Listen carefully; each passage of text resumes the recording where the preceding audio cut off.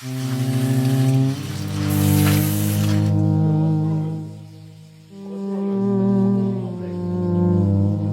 bot, huh? Or is this AI? Matter of fact, how long have they been hitting us with AI? This video is from 2024. These Super Bowl ads were really weird. The Ritz Cracker ad was about a party on an island, and these two dudes were salty that they weren't invited until Scarlett Johansson invited them. Then they weren't mad anymore and joined the party. It seems like they're saying that we're just salty we weren't invited to the parties too. Nah, because YouTube is the new Hollywood. They're telling you gotta go to the Epstein Island if you wanna go viral. Allegedly. Allegedly. That's probably not what they're saying, but wouldn't it be freaky if it was?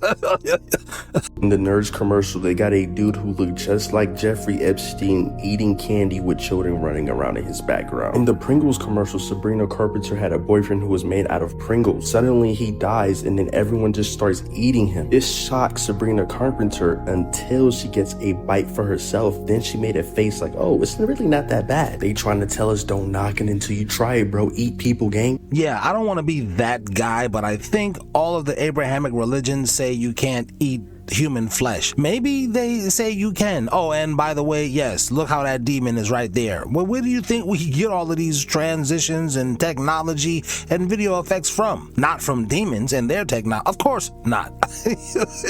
But wouldn't it be freaky if we did? In the Alexa commercial, Chris Hemsworth was telling his wife how he was scared about the AI, and she was just telling him that he was crazy. And then the AI suggested to give him a back massage, and then everything was good. Like, that was it. It's like they're telling us we're doing too much about the AI. Now comment down below, am I thinking too deep into this, or are they doing this on purpose, gang? Have you heard of Live Doll? I've heard of Live Dolls, as my wife is a Barbie doll collector. Is that the same thing? Tell me more, creepy village of the damned expression having lady. It is where they auction you on the dark web, and then once they received you, they would surgically remove all your bones from your limbs. They would remove your eyes, and they would cut your tongue and put you through a feeding tube. You would then spend the rest of your time as a live doll to their needs. Could you imagine living like that for the rest of your life? You cannot even commit suicide if you wanted to. The rabbit hole gets really deep. Do you still have the same uncertainty about next year? Do you have an inkling of what you want to do? Yeah, I mean, I want to live. When I know, you guys will know. I don't know. I have no idea. Just want to live, that's all. When LeBron retires, his number would be called 2, okay? This is how the deep state, he thinks that he's just going to retire, and that's why he doesn't want to retire. And so that tattoo is tattooed on LeBron's chest. His time is up. No team wants him. He's got one more year. And when he retires, his number would be called to either him, his wife, his daughter, or one of his sons. Somebody has to be sacrificed because we allowed you, LeBron, to pass Kareem Abdul-Jabbar. I'm telling you how these deep state devils think. They want blood.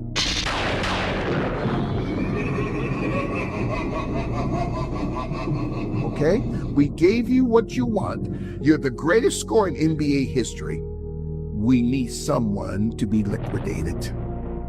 His number will be called. And you got a lot of listeners, oh, you're saying he's going to die. I'm not saying he's going to die like Kobe, but LeBron James. So let me say this, and we're going to end it here today. LeBron James' days are numbered. His days are numbered. You have to sacrifice loved ones. You have to sacrifice loved ones for a long period of time if you want to be great. It is very unfortunate, and you feel it at times. You know the saying: if it's too hot, get the hell out of the kitchen. Sometimes you just gotta get out of the kitchen because it gets hot. Sacrifice loved ones for a long period of time if you want to be great.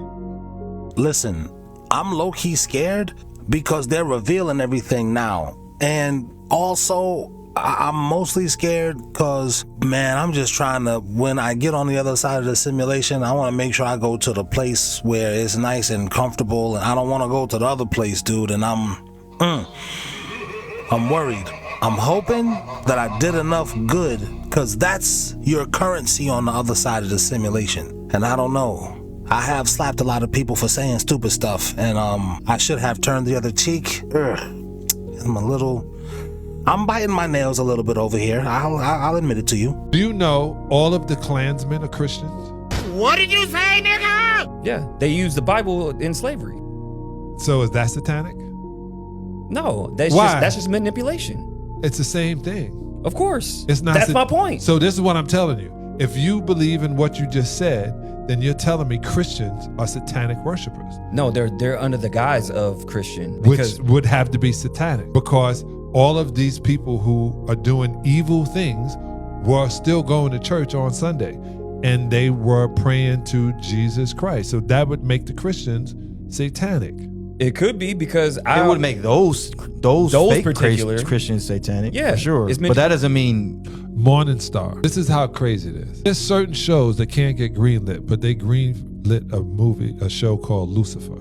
It had 2 seasons, and they were showing that Lucifer had a heart, and Lucifer was mad at, and they were trying their hardest.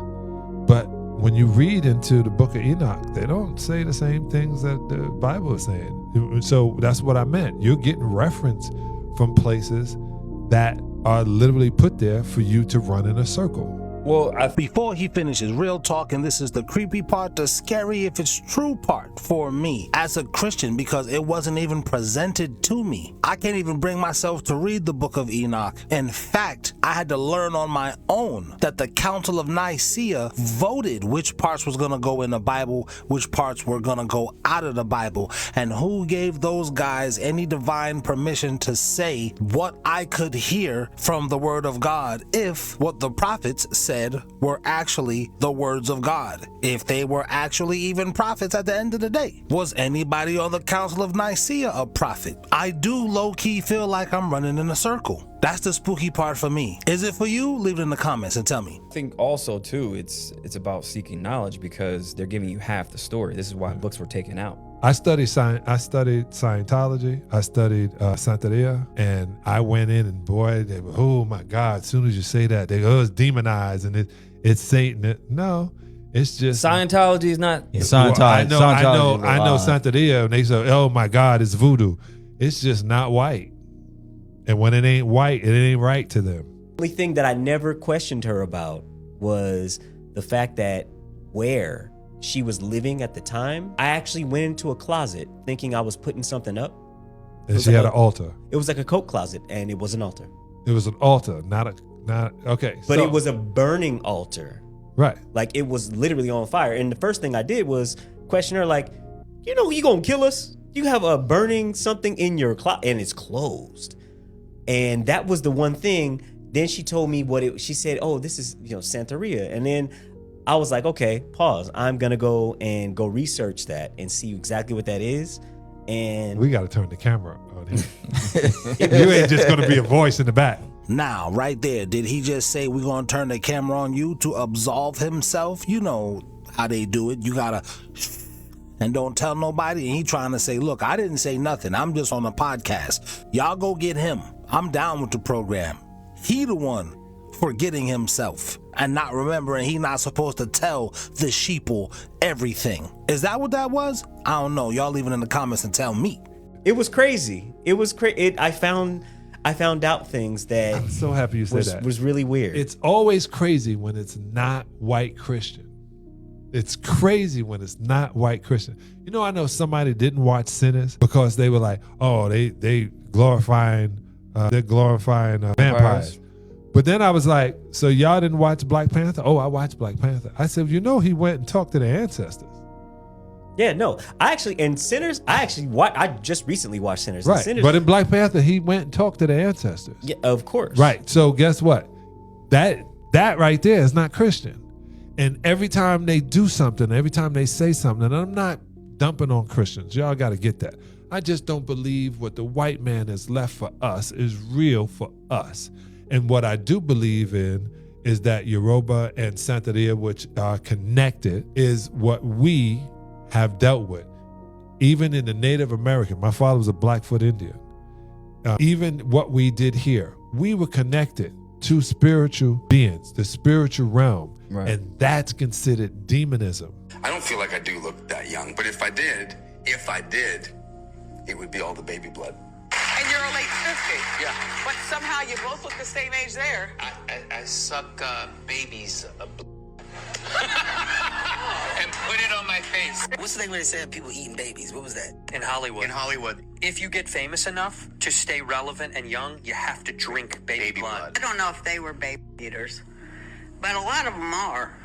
At the end of the dinner party, Seinfeld came walking out. He was like, nobody go anywhere.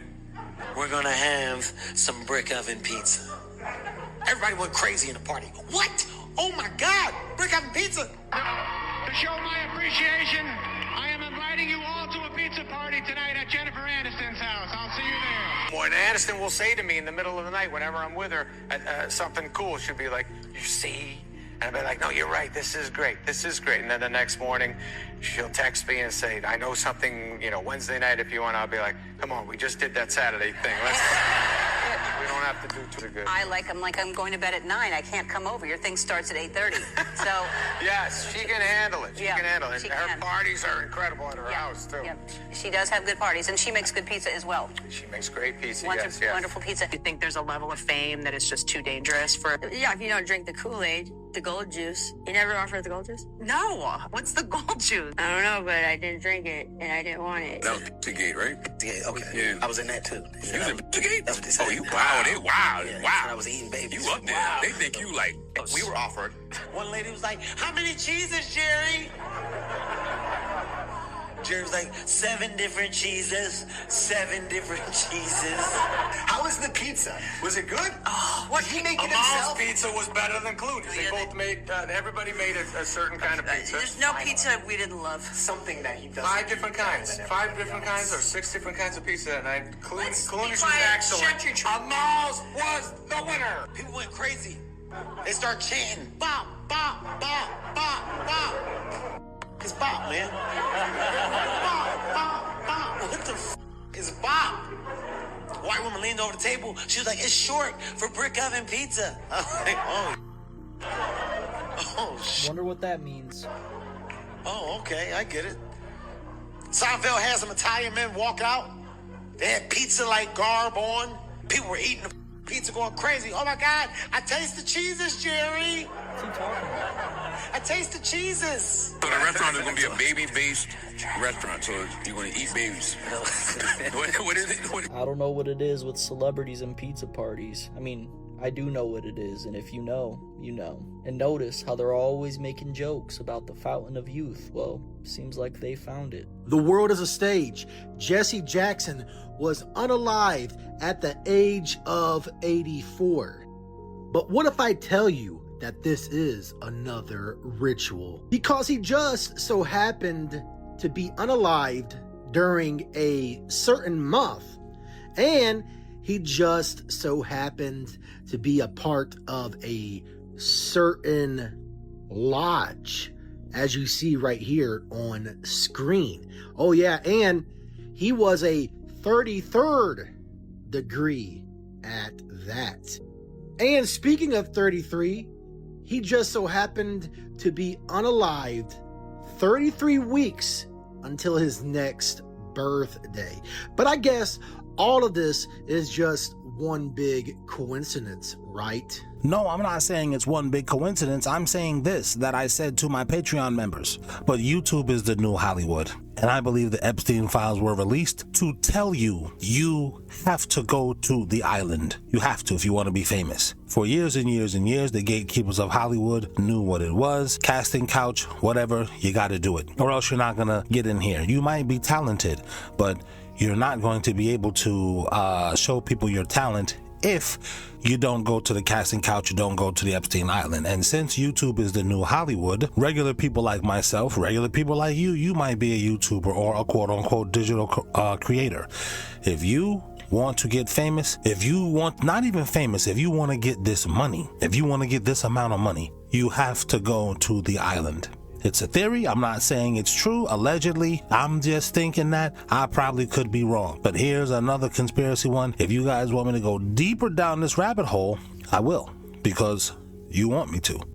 And remember that we just lost Robert Duvall the other day. Nice ring there, Robert. And now Jesse Jackson a couple of days later.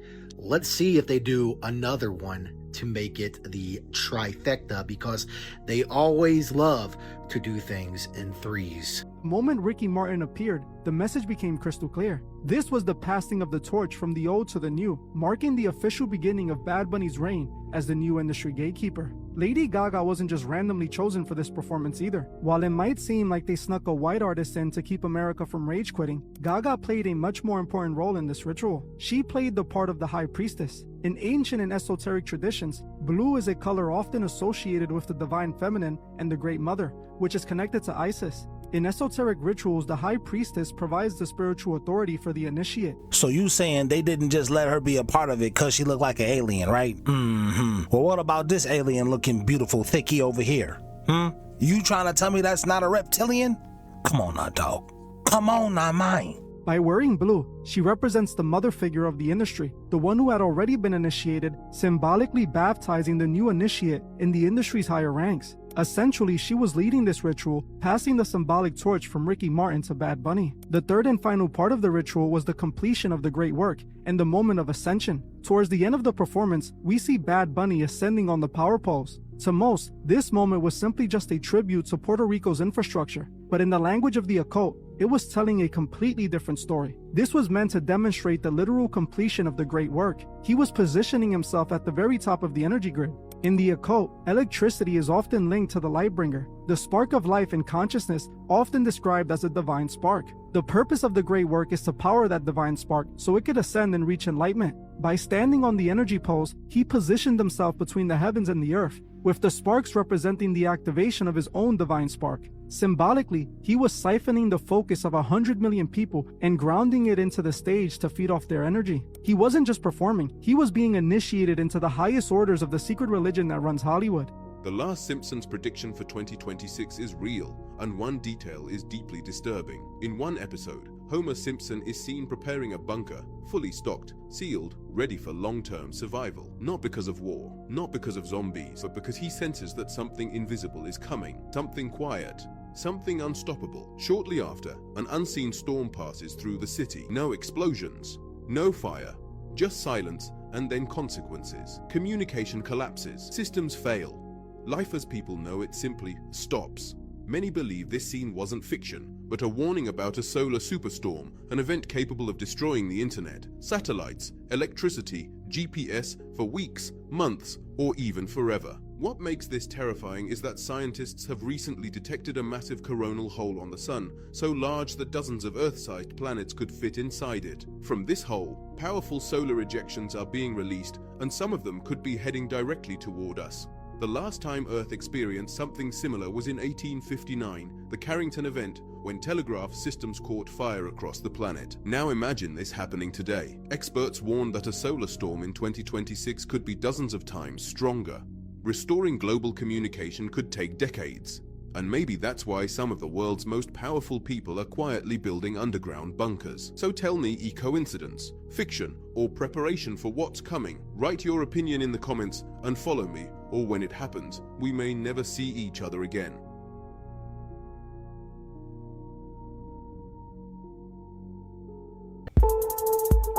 Thank you to my channel members. We said thank you. Ha! To my channel members. No diddy when I say member. Thank you. To my channel members. Fuck you if you're not a member. Nah, I'm just kidding. But seriously, join. Thank you.